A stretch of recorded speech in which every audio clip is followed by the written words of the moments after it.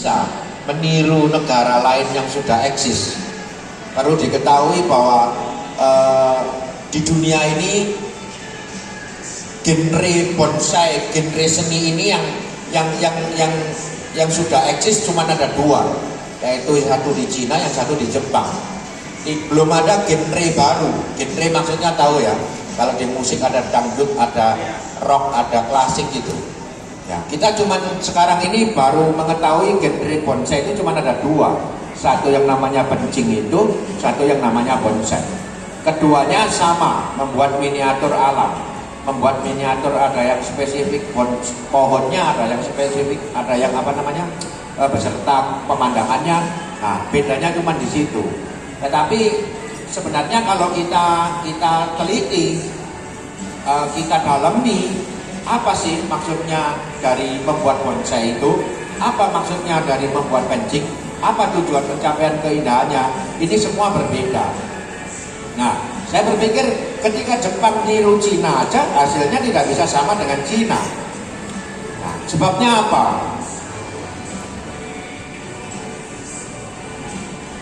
Ada yang tahu Pak sebabnya apa?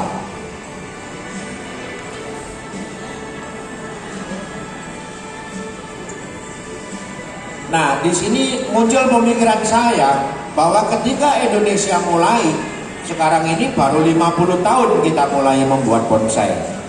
Saya berpikir bahwa gak bisa kita juga niru Jepang atau niru Cina. Karena ini adalah seni budaya. Seni budaya maksudnya eksistensinya, terciptanya itu sangat terpengaruh oleh apa yang ada di daerah sekitar seni ini tercipta. Jadi di Indonesia kita mempunyai budaya masyarakat yang sosial yang berbeda. Kita mempunyai agraris iklim yang berbeda. Kita mempunyai spesies-spesies yang berbeda. Sama juga waktu itu Jepang dengan Cina. Jepang mempunyai kultur budaya berbeda dengan orang Cina.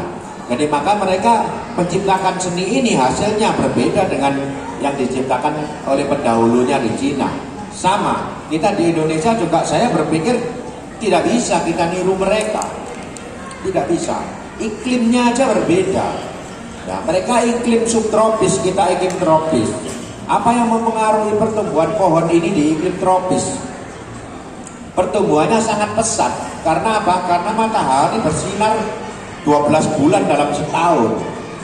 Kalau di subtropis matahari cuma dapat 3-4 bulan dalam setahun full bersinar. Akibatnya apa? Akibatnya tentunya pertumbuhan tanaman lebih lambat daripada di iklim tropis. Nah, ini perbedaan yang sangat nanti menentukan kenapa kok kita berbeda.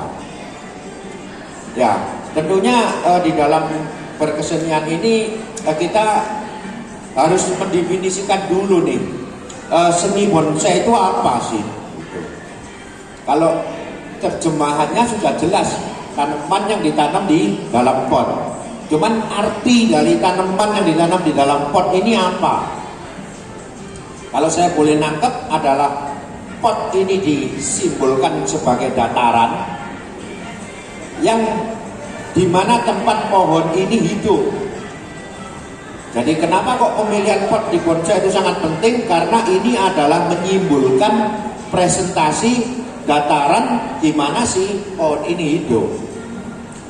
Kalau pohon cascade, potnya biasa yang dipilih pot tinggi. Nah, ini adalah simbol dari gunung karena pohonnya akan jatuh ke bawah. Kalau potnya datar, ini simbol dari dataran. Karena pohonnya hidup akan digambarkan hidup di dataran. Kalau di tebing, potnya biasanya agak tebal, semi cascade jatuhnya, atau pohonnya miring, bisa diibaratkan, dipresentasikan pohon itu hidup di tebing. Nah, itu sedikit gambaran tentang arti dari pot dan pohonnya ini sebenarnya maksudnya demikian. Nah, sekarang kalau kita melihat